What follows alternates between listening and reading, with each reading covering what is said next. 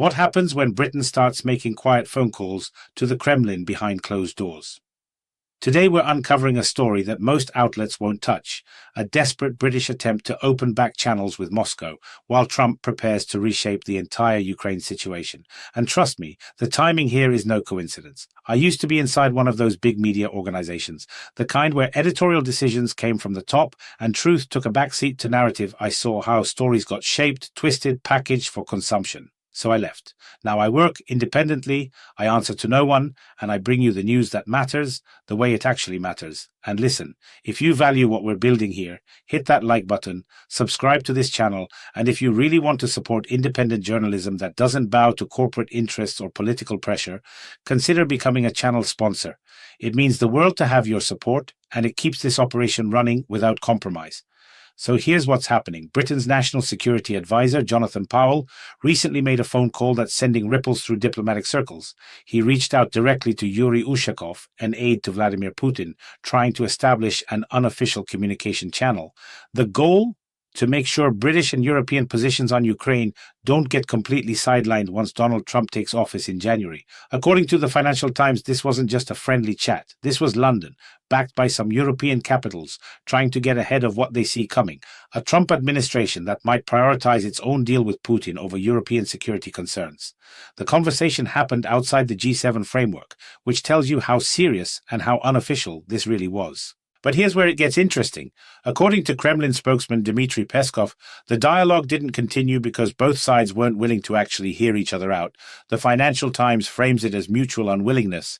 But the Daily Mail, reporting on the exact same situation, says the talks broke down because London refused to listen to Moscow's position. Two British papers, same story, completely different emphasis. Makes you wonder what really happened on that call, doesn't it? Now, why is Britain doing this now? Because the ground is shifting fast. Trump has been very open about pressuring Zelensky to accept some kind of deal that would involve ceding parts of the Donbas region to Russian control. European leaders are panicking. They've invested heavily, politically and financially, in supporting Ukraine, and the prospect of Washington cutting a separate deal leaves them out in the cold. Meanwhile, and this is crucial context, the situation on the ground in Ukraine is deteriorating rapidly. The Financial Times published another major piece today about the Ukrainian city of Pokrovsk, and it's grim reading. The city is on the verge of falling, not because of overwhelming Russian firepower, but because of a critical shortage of personnel. Russian forces have pushed deep into the city, cutting off supply routes and using drone warfare to pressure the remaining Ukrainian defenders. Military experts quoted in the article point out the core problem. Ukraine has only 4 to 7 soldiers per kilometer of front line right now. 4 to 7 soldiers. That's not a defensive line. That's a skeleton crew, and desertion rates are climbing, with more and more Ukrainians refusing conscription or simply walking away from their posts. Zelensky said last week that only 314 Russian soldiers had entered Pokrovsk. Back in late October, he put the number at around 200 Ukrainian counterattacks, and the deployment of elite units haven't changed the situation fundamentally. Attempts to recruit volunteers and offer new contracts aren't delivering the numbers they desperately need. Ukrainian command admits the situation is difficult, and they're preparing contingency plans. But there's a deeper worry here. If Pokrovsk falls, it could shatter confidence in the military and demoralize troops across the entire front. Think about what that means for Britain's diplomatic calculations. They're trying to establish communication with Moscow at the exact moment when Ukraine's position is weakening dramatically. Is this Britain trying to save face as the tide turns? Or is it a genuine attempt to have some influence over how this war ends? I want to hear what you think. Drop your take in the comments below. And while we're talking about the Kremlin, here's something that sounds like spy novel material, but it's apparently real. According to an investigation published in Metro today, Vladimir Putin uses at least 3 identical offices in different locations across Russia to hide his actual whereabouts and reduce the risk of targeted actions against him. These offices are located in Novo-Ogaryovo, near Moscow, Sochi, and Valdai. The investigation analyzed over 700 video recordings of Putin's meetings and found subtle differences in the interior design that prove the existence of these duplicate setups. Most of the official footage from 2025 that was supposedly filmed at Novo-Ogaryovo was actually recorded at Valdai, according to their findings. A former member of Putin's security service, Gleb Karakolov, who defected, previously confirmed these measures, calling them a way to confuse foreign intelligence services and prevent potential threats to Putin's safety. The article was written by Georgi Krasilova, who is apparently the only foreign correspondent at Metro. I looked her up. Hopefully she's writing this stuff for the money and not out of any particular affection for anyone involved, if you know what I mean. But let's pivot back to Britain itself, because while all this geopolitical chess is playing out, there's a health crisis unfolding right now that's getting surprisingly little attention. Britain is being hit by a wave of H3N2 flu strain infections, the same variant that caused record cases in Australia and mass hospitalizations in Japan. This particular strain is highly contagious and causes severe illness. We're talking high fevers, complications including pneumonia and sepsis, the kind of flu that doesn't just lay you up for a few days but can actually put you in the hospital. Medical professionals are warning that it's especially dangerous for children and elderly people.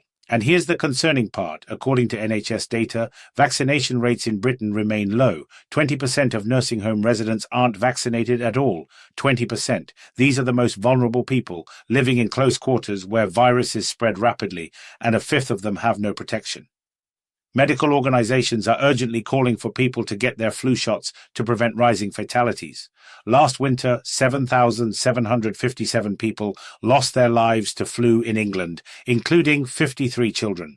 Those aren't just statistics, those are real people, real families devastated by something that's largely preventable. Now remember the Lucy Letby case? The nurse convicted of taking the lives of 7 newborns and attempting to harm 7 others? The final report from the public inquiry into that horrific situation has been delayed again. It was supposed to be completed by the end of this year. Now they're saying it won't be published until after Easter 2026. Judge Lady Thirlwall had previously expected to finish the work by year's end, but the timeline has shifted due to the ongoing preparation of what appears to be a very extensive report. Meanwhile, prosecutors are examining new evidence regarding possible additional criminal acts by Letby at 2 different hospitals, and police are conducting a separate investigation into corporate responsibility. Letby, who's serving 15 life sentences, continues to maintain her innocence. If you're not familiar with this case, I did a comprehensive investigation when she was first arrested. I'll link that at the end of this video. It's a deep dive into one of the most disturbing criminal cases in modern British history. If you're getting value from this kind of detailed news coverage, do me a favor, hit that subscribe button and turn on notifications so you never miss an update. And seriously, if you believe in independent media that digs into the stories that matter, consider supporting us as a channel sponsor. Every bit helps keep this operation independent and accountable only to you. Now let's talk about some other stories making waves in Britain today. In Bognor Regis, thieves carried out a brazen daytime robbery at the jewellery store Sidon & Company. They rammed a vehicle straight through the storefront, smashed display cases, grabbed thousands of pounds worth of jewellery, and took off. This happened around 2:15 p.m. on Tuesday, in broad daylight. Police later found a burned-out Range Rover that's believed to have been used in the crime. Sussex police are investigating and asking witnesses to submit any surveillance or mobile phone footage. Though honestly, we'll probably see it on social media before law enforcement gets their hands on it. The British government is making changes to the driving test system, specifically to combat bots that have been buying up available test slots and reselling them at inflated prices. From now on, only the actual learner drivers can book tests, and the number of times you can reschedule or change your test location will be limited. To help reduce the massive backlog, they're bringing in help from an unusual source, the military. 36 examiners from the Ministry of Defence will assist, and they're hiring new staff from military ranks. Though the actual net gain is only about 40 people due to staff turnover, they're also introducing retention bonuses to try to keep examiners on the job. The average wait time for a driving test right now exceeds 21 weeks. Some test centres are seeing waits of 24 weeks, and meanwhile, scalpers are selling test slots for up to £500 when the official cost is just £75. That's price gouging on a government service, and it's been going on largely unchecked until now. In Bristol, 7 men aged between 19 and 26 have been charged with more than 40 offences as part of an investigation into organised exploitation of minors. The alleged crimes involve 11 teenage victims and reportedly occurred between 2022 and 2025. The investigation began in 2023 after reports emerged about the exploitation of one young woman. The charges include serious criminal acts, inappropriate contact, distribution of explicit materials, and substance distribution. Police emphasize that this is a complex case and their priority is protecting the victims. They've also asked the public not to share information that could affect the judicial process, which, in my observation, probably includes the nationality and immigration status of the accused. That seems to be the pattern whenever these cases emerge, a lot of very careful language about what can and can't be discussed publicly. Here's something completely different. Robert De Niro announced he's proud to be part of a project building Manchester's tallest skyscraper. The 76-story Nobu Manchester complex will rise 246 meters, making it the city's tallest building. It's being developed by Salboy near the Deansgate Castlefield tram stop. The building will be managed by De Niro's company, Nobu Hospitality, and will house 452 apartments, a 160-room hotel, restaurant, swimming pool, spa, and fitness center. Construction is expected to take 6 years. This will be Nobu's second UK location after London. Manchester officials are calling it a symbol of growing international interest in the city, and De Niro presumably is calculating the returns on investment. Royal Mail has delayed the national rollout of postal delivery reforms, including the elimination of Saturday delivery for second-class mail, until early 2026. A pilot program is running at 35 post offices. The company had previously received approval from regulator Ofcom to begin changes in summer 2025, but they've pushed it back, citing the scale and complexity of the process. In October, Royal Mail was fined £21 million for failing to meet delivery standards. Only 77% of first-class letters and 92.5% of second-class mail arrived on time. Ofcom has lowered future targets and introduced a new requirement that 99% of mail must be delivered within 2 days of the scheduled date.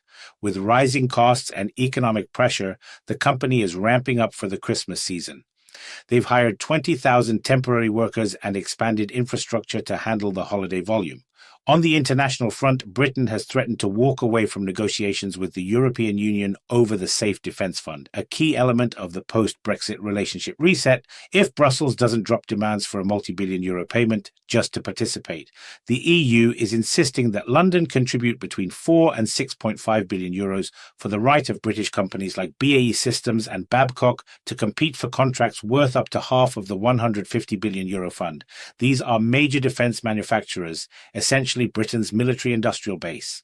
The government under Keir Starmer considers these terms excessive and has promised to leave negotiations if the deal isn't beneficial for Britain.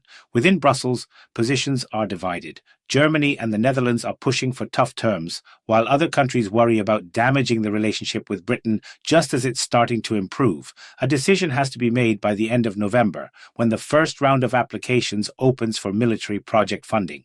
It's another example of how Brexit continues to create friction points years after the actual departure, especially when it comes to defence and security cooperation. Now, here's a bizarre one. If you're planning to take a ferry anywhere, even just to France, be careful if you're traveling with kids.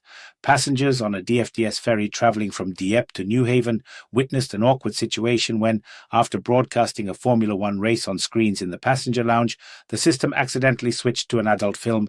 This happened during a delay when the ship had to return to France due to technical problems.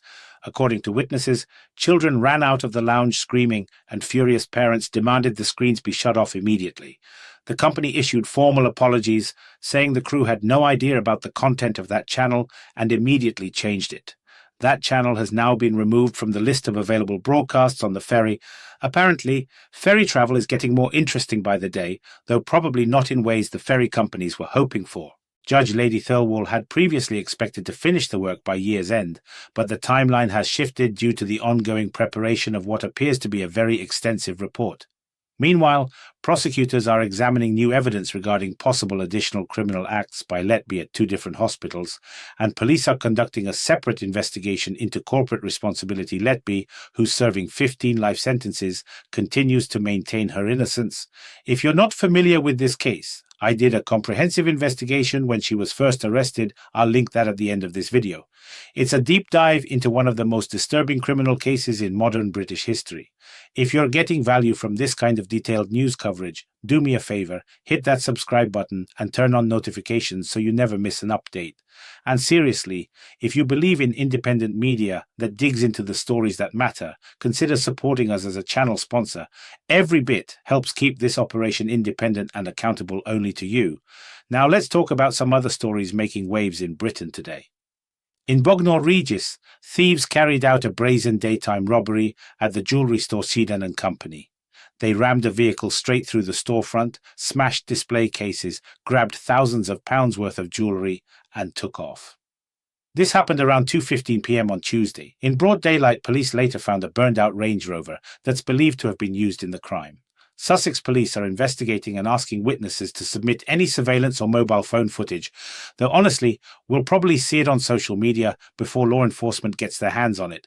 The British government is making changes to the driving test system, specifically to combat bots that have been buying up available test slots and reselling them at inflated prices. From now on, only the actual learner drivers can book the. So, let's recap what we've covered. Britain's making quiet overtures to Moscow as Trump prepares to take office, and the situation in Ukraine deteriorates, with Pokrovsk on the verge of falling due to severe personnel shortages. Putin's using multiple identical offices to hide his location from potential threats. A dangerous flu strain is spreading across Britain, with low vaccination rates raising serious concerns. The Lucy Letby inquiry has been delayed yet again. We've seen armed robberies in broad daylight, reforms to combat driving test scalpers, serious charges in Bristol involving the exploitation of minors, Robert De Niro's Manchester skyscraper project, Royal Mail delays and fines, Britain's standoff with the EU over defence funding, an embarrassing incident on a ferry, and draconian fines for minor waste disposal issues. That's Britain on Wednesday, November 12th, from geopolitical chess moves to ridiculous ferry mishaps. This country never lets you get bored. If you want to stay informed about what's really happening in Britain and Europe, subscribe to this channel. We put out new content regularly with the kind of analysis you won't find in mainstream outlets. Share this video with anyone who cares about international news and British affairs. And here's my question for you. Do you think Britain's attempt to open communication with the Kremlin is a genuine peace effort, or is it just positioning before Trump makes his own deal? I really want to hear your perspective. Drop it in the comments. Your voice matters here. This is a community, not just a broadcast. And if you believe in supporting independent journalism that answers only to its audience, consider becoming a channel sponsor. It makes a real difference. I'm Andrew Meatrich, and I'll see you in the next one.